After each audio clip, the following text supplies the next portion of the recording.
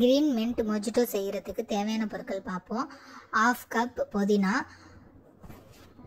2 spoon Lime juice, அடுத்தது 1 teaspoon உப்பு, 2 table spoon ஜீனி,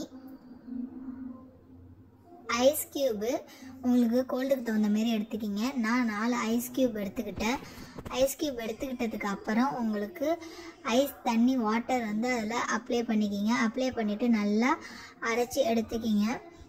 இதில் வந்து உடம்புக்கு ரொம்ப ஹெல்த்தியாகவும் இருக்கும். உங்களுக்கு பசங்களும் விரும்பி குடிப்பாங்க. வடிகட்டியும் எடுத்துக்கலாம், அப்படியும் குடிக்கலாம், அது உங்களோட விருப்பம்.